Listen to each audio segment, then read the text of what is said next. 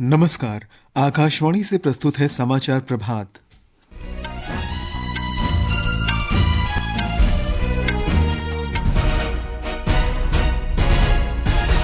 झारखंड में विधानसभा चुनाव के पहले चरण के लिए प्रचार चरम पर। भाजपा के वरिष्ठ नेता तथा प्रधानमंत्री नरेंद्र मोदी आज 2 जनसभाओं को संबोधित करेंगे और रोड शो में शामिल होंगे।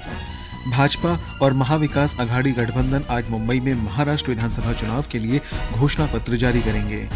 7 भारतीय संस्थानों ने QS world university ranking Asia 2025 के शीर्ष 100 में जगह बनाई।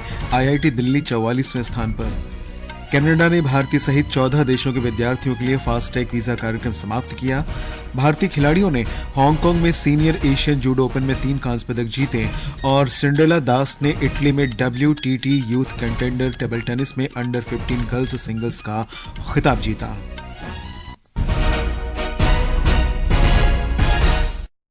समाचार प्रभात के साथ मैं निखिल कुमार। झारखंड और महाराष्ट्र में विधानसभा चुनाव के लिए प्रचार जोरों पर है। झारखंड में राष्ट्रीय जनतांत्रिक और इंडिया दोनों गठबंधन के प्रमुख प्रचारक मतदाताओं को लुभाने में कोई कसर नहीं छोड़ रहे हैं।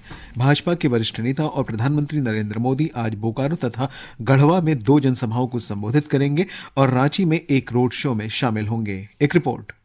प्रधानमंत्री नरेंद्र मोदी की पहली चुनावी सभा बोकारो के चंदन कियारी विधानसभा क्षेत्र के चांदीपुर फुटबॉल मैदान में दोपहर 1 बजे होगी, जबकि दूसरी चुनावी सभा गढ़वा के एरोड्रम मैदान में 3:15 बजे होगी। प्रधानमंत्री शाम 5:15 बजे रांची में रोड शो भी करेंगे। झारखंड मुक्ति मोर्चा के वरिष्ठ नेता हेमंत सोरेन भवनाथपुर, तमाड़ और खिजरी में कई सभाओं को संबोधित करेंगे, जबकि राष्ट्रीय जनता दल के वरिष्ठ नेता तेजस्वी यादव चतरा के हंटरगंज में लोगों को संबोधित करेंगे। मध्य प्रदेश के मुख्यमंत्री मोहन यादव सारठ, देवघर और पौड़ैया घाट में 3 चुनावी सभाएं करेंगे। भाजपा के वरिष्ठ नेता और केंद्रीय मंत्री शिवराज सिंह चौहान ईचागढ़, तमाड़ और खरसावा में चुनावी सभाओं को संबोधित करेंगे। भाजपा के झारखंड चुनाव सह प्रभारी हेमंत बिस्वा शर्मा चतरा और लातेहार में जनसभाओं को संबोधित करेंगे। के लाल के साथ संजीव शर्मा, आकाशवाणी समाचार, रांची।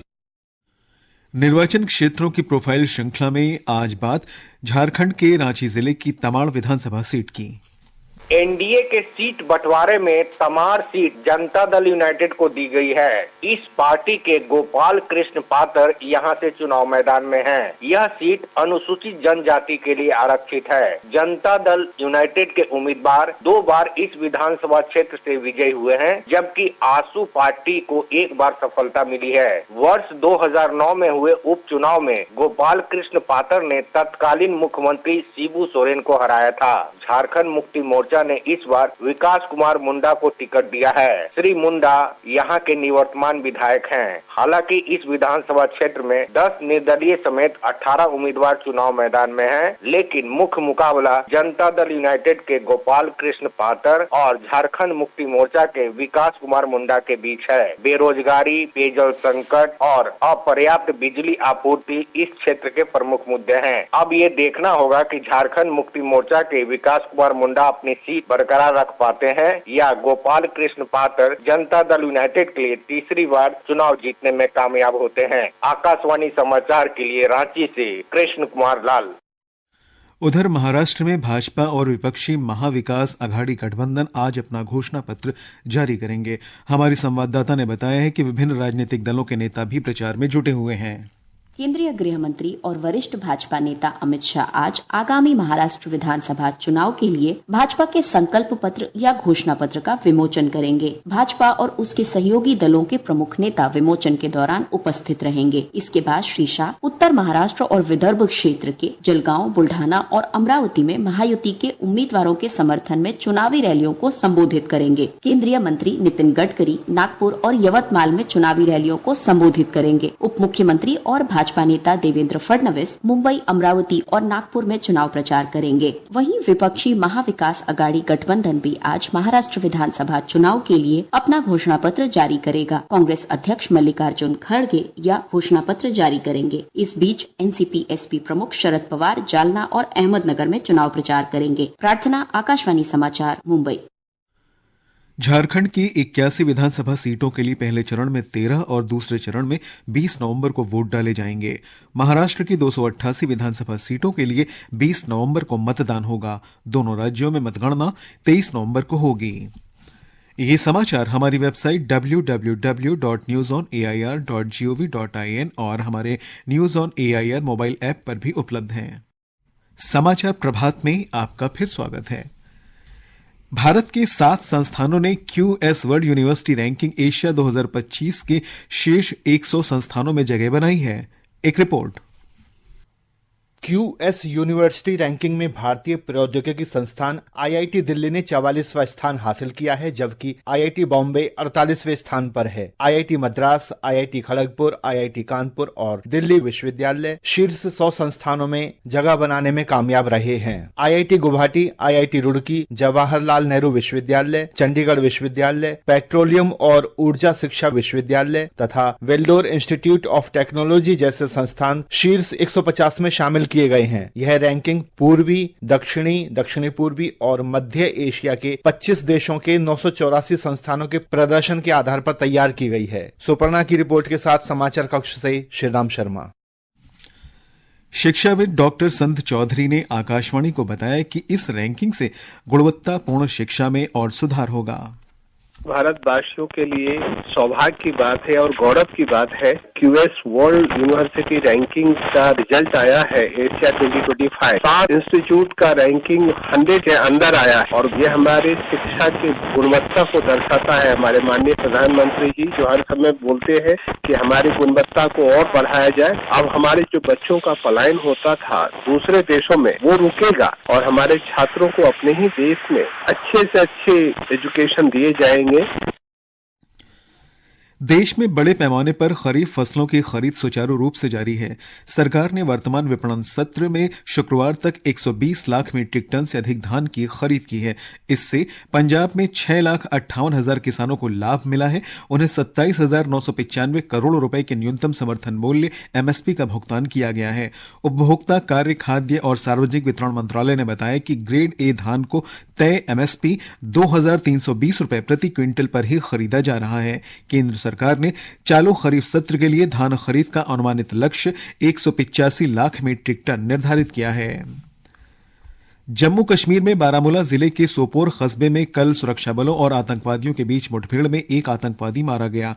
2 से 3 आतंकवादियों के अभी भी वहां छिपे होने की खबर है। अधिकारियों ने बताया कि शाम को सोपोर के रामपुरा क्षेत्र में सुरक्षा बलों और आतंकवादियों के बीच भीषण गोलीबारी हुई। आतंकवादियों की मौजूदगी के बारे में सूचना मिलने के बाद सेना, CRPF और पुलिस बलों ने एक संयुक्त अभियान शुरू किया था।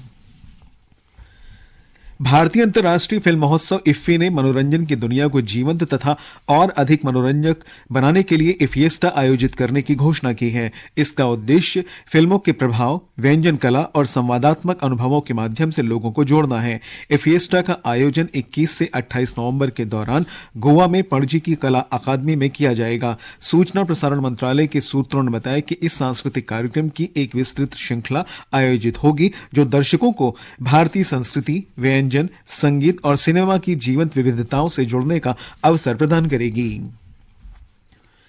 भारतीय सड़क कांग्रेस के वार्षिक अधिवेशन में सड़क निर्माण से जुड़े विभिन्न पहलुओं पर चर्चा जारी है। ये अधिवेशन छत्तीसगढ़ की राजधानी रायपुर में हो रहा है। ब्यौरा हमारे संवाददाता से।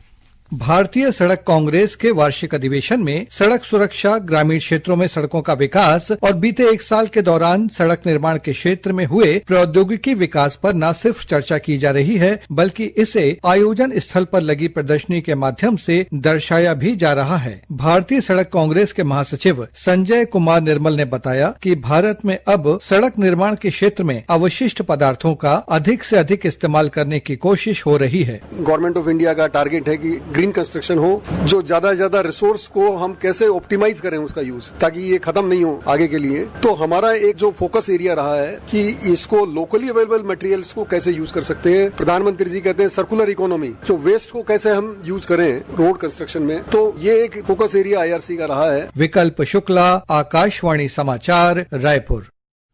मौसम विभाग ने आज तमिलनाडु में गरज और चमक के साथ तेज वर्षा का अनुमान व्यक्त किया है। शुक्रवार तक केरल, माहे, पुदुचेरी और कराईकल में वर्षा जारी रहेगी। अगले 2 दिन के दौरान हिमाचल प्रदेश और उत्तर पश्चिमी पंजाब में घना कोहरा छाए रहने की संभावना है। वहीं दिल्ली राष्ट्रीय राजधानी क्षेत्र में भी रात और सुबह के समय धुंध तथा हल्का कोहरा छाया रह सकता है।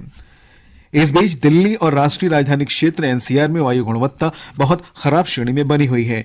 केंद्रीय प्रदूषण नियंत्रण बोर्ड सीपीसीबी के अनुसार आज सुबह 7 बजे राष्ट्रीय राजधानी में वायु गुणवत्ता सूचकांक AQI 337 दर्ज किया गया।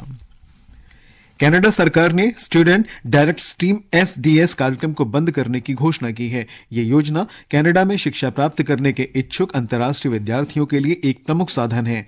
कनाडा सरकार के इस फैसले से भारत के साथ साथ दुनिया भर के विद्यार्थी प्रभावित होंगे।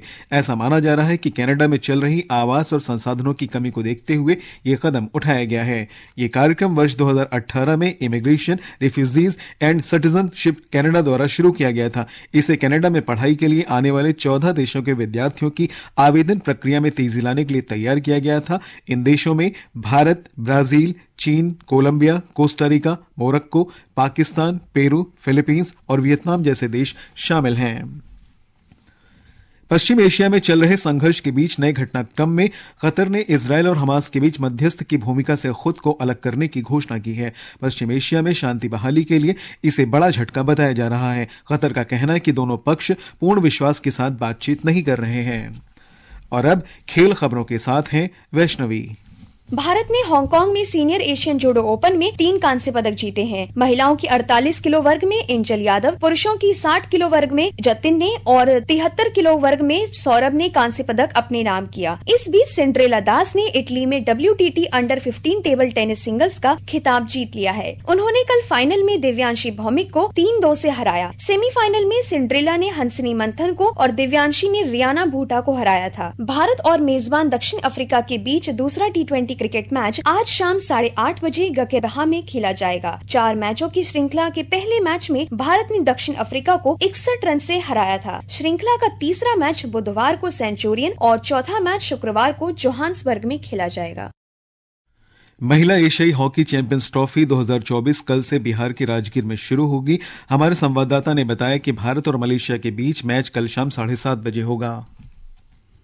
एशिया की 6 टीमें प्रतियोगिता में भाग ले रही हैं। भारत के अलावा चीन, कोरिया, जापान, थाईलैंड और मलेशिया की टीमें प्रतियोगिता में हिस्सा ले रही हैं। बिहार में इस तरह की अंतर्राष्ट्रीय प्रतियोगिता का आयोजन पहली बार हो रहा है। नवनिर्मित राजगीर खेल परिसर को आकर्षक ढंग से सजाया गया है। 10 दिनों तक चलने वाली इस अंतर्राष्ट्रीय प्रतियोगिता के दौरान खेल से इतर कई कार्यक्रम होंगे। इसमें युवा खिलाड़ियों और दर्शकों को विभिन्न टीम, उनके कोच से रूबरू होने का अवसर मिलेगा। धर्मेंद्र कुमार राय, आकाशवाणी समाचार, पटना। और अब आज के समाचार पत्रों की सुर्खियों के साथ हैं अलका सिंह। धन्यवाद निखिल। अखबारों ने देश के कई हिस्सों में बढ़ते वायु प्रदूषण को प्रमुखता दी है। राष्ट्रीय सहारा के शब्द हैं, हवा में नहीं कम हो रहा जहर, सुबह के समय धुंध की परत। अमर उजाला लिखता है, सांसों पर संकट, दिल्ली की हवा हुई बहुत खराब। वीर अर्जुन की सुर्खी है, देश के कई हिस्सों में वायु गुणवत्ता खराब, कुछ स्थानों पर स्थिति गंभीर श्रेणी में पहुंची।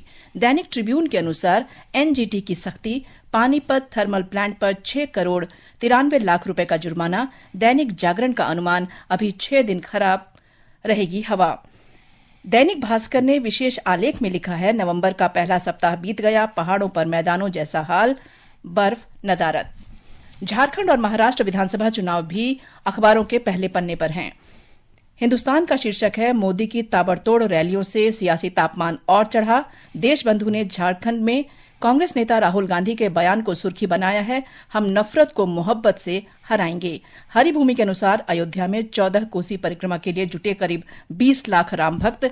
राजस्थान पत्रिका की पहली खबर है, सावधान जाने अनजाने 73% स्कूली बच्चे देख रहे हैं अश्लील सामग्री, बच्चे हो रहे हैं मनोरोगी।